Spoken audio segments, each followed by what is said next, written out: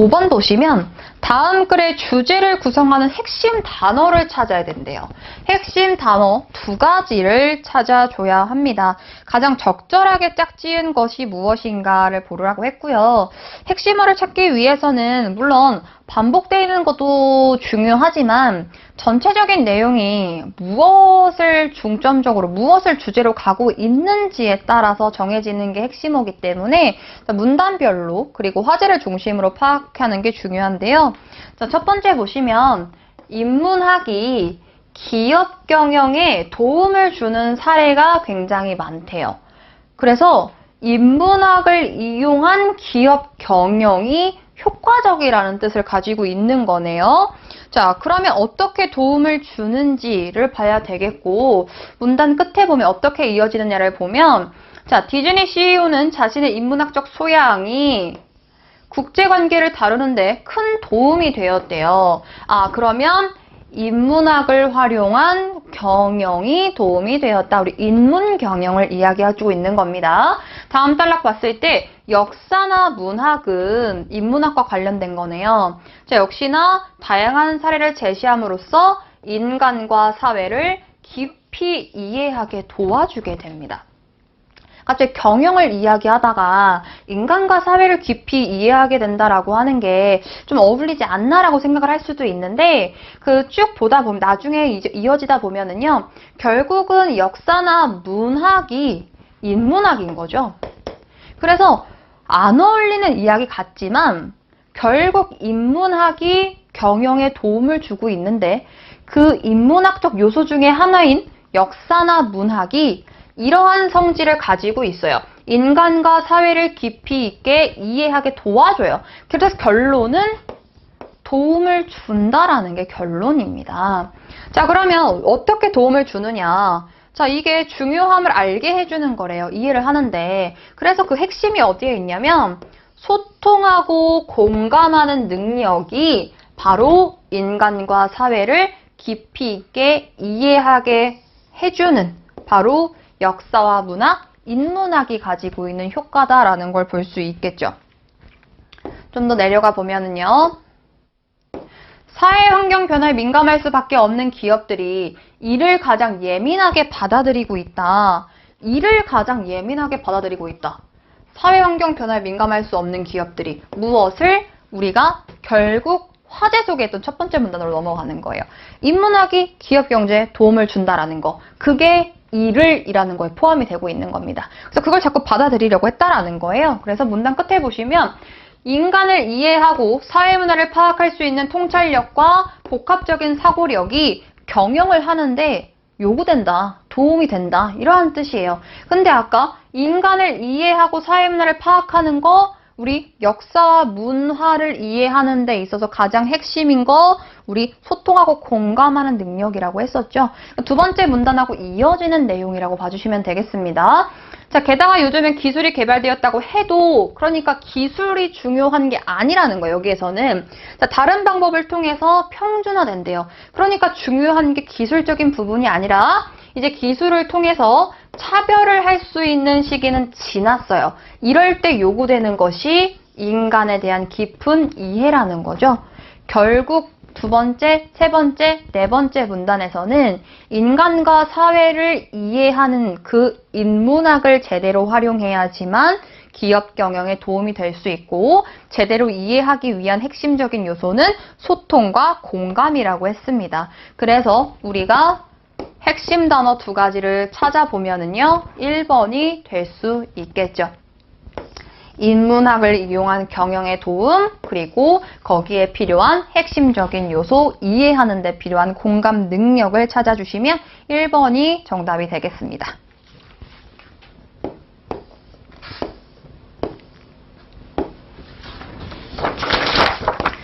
자, 제목을 같이 한번 찾아볼 건데요. 자, 사회현대학의 과장, 그러면 사회현대학의 과장 뭐 쭉쭉쭉 나타나 있어요. 우리가 제목을 찾을 때도요, 이 글의 종류를 파악해 보는 것도 도움이 될 수 있는데, 기본적으로 우리가 지문의 형태를 통해서 볼 수 있는 그 글의 종류는요, 크게는 설명문과, 그리고 논설문 두 가지의 양상을 많이 보이게 됩니다. 그래서 읽은 글이, 파악하는 글이 어떠한 종류인가를 우리가 알게 되면 핵심이나 주제에 접근하는 게 좀 더 용이할 수 있거든요. 그래서 설명문이라고 하는 게 결국 정보 전달이에요. 객관적인 사실이나 어떠한 정의에 대해서 이야기해주는 것들, 그거를 정보를 전달하는 것들을 우리가 그 설명문이라고 이야기를 하고 있습니다. 그러니까 단락별로 가장 중요한 객관적인 내용과 사실이 무엇인지를 중심으로 보면 되는 게 설명문인 거고요.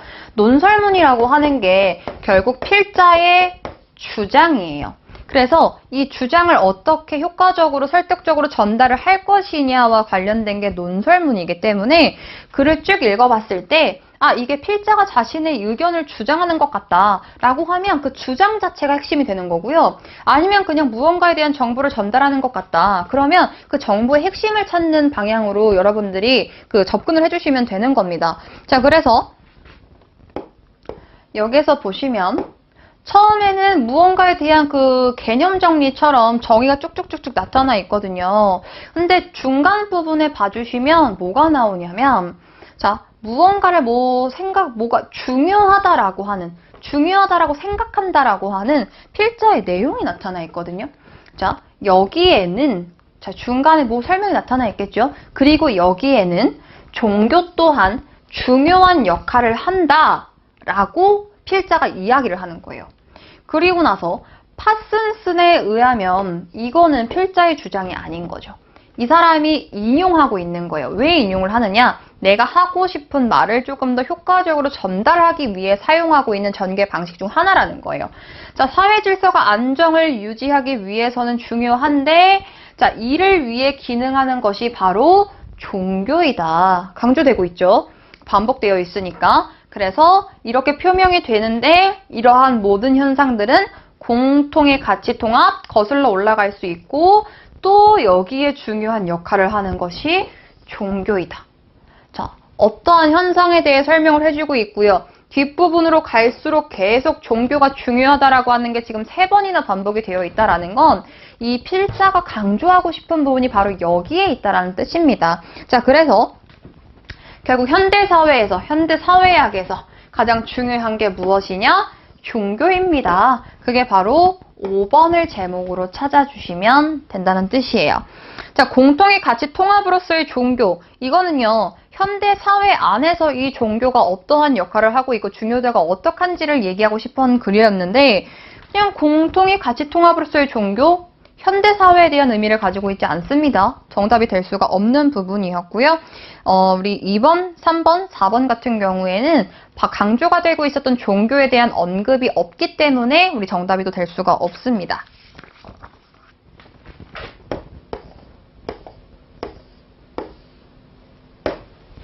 자, 7번 보시면은요. 다음 글을 3단락으로 나눌 겁니다. 그리고 각 단락의 주제어를 순서대로 적절하게 나열하래요. 그러니까 문단별로 핵심어를 찾아서 그 단어를 연결한 거, 그걸 답으로 지금 찾으라는 문제인데요.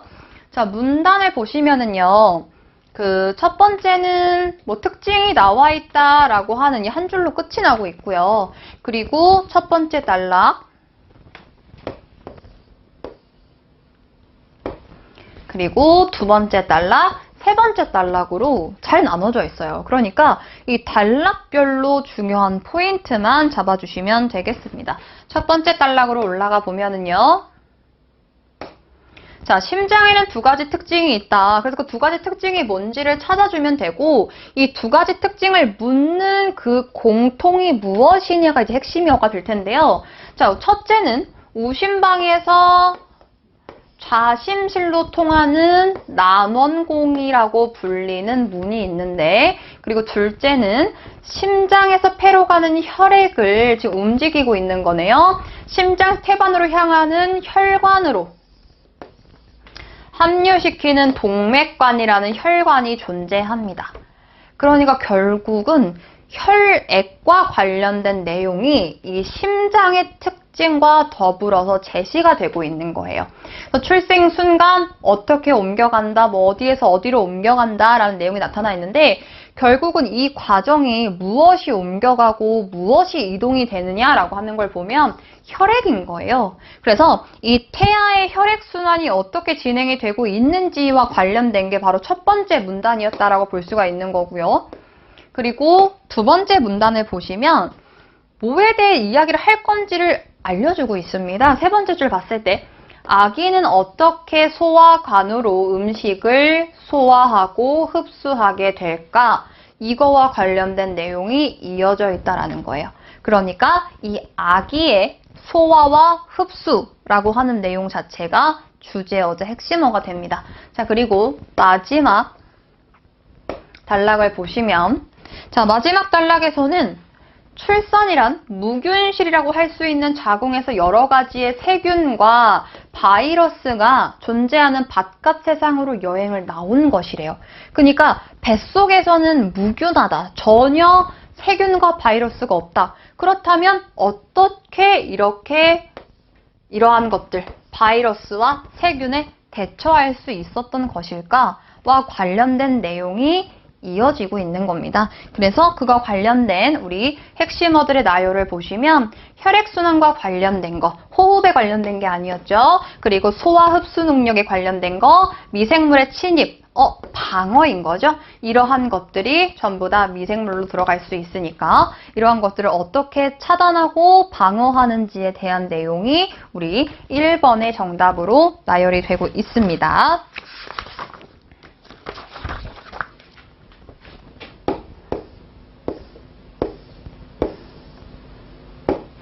자, 주제를 나타내는 핵심적인 단어가 무엇입니까? 라고 묻고 있습니다. 첫 번째 문장을 보시면은요, 가치와 관련된 태도 변화는 추상적인 규칙이나 규정 중심으로 가치 학습이 아니라 나오죠. 아니라. 그래서 아까 하지만, 그러나 주의하라고 말씀드렸습니다. 자, 구체적인 사례 중심에 중요한 건 여기에요. 결국은 학습, 가치 학습이 중요한 게 아니라 구체적인 사례 중심의 가치 학습을 해야 된대요. 학습을 이렇게 해야 하는 게 중요합니다. 라는 말 해주고 있어요. 그래서 쭉쭉쭉 이어지고 있는 게 여기 다시 보시면 실질적인 교육은 정직해야 한다, 내지는 거짓말을 해서는 안 된다, 금지하고 있는 것들인 거죠. 규칙을 배우고 실제로 그러한 규칙을 적용하는 하향식 방식이 아니라 나오고 있습니다. 이게 중요한 게 아닌 거죠. 핵심어가 아니라는 뜻이에요. 뒤에 보시면 구체적인 정직의 구현 사례를 통해서 정직의 모습을 스스로 접하고 사례 중심으로 자, 그에 해당하는 규칙을 이해하는 상향식 방향으로 이루어져야 합니다. 라고 하는 게 이 글이 가지고 있는 핵심 내용이라고 볼 수가 있겠네요. 자, 따라서 우리 적절한 핵심어, 주제어를 고르라 라고 한다면 상향식 교육이 이 글에서 강조하고 있는 핵심어라고 봐주시면 되겠습니다.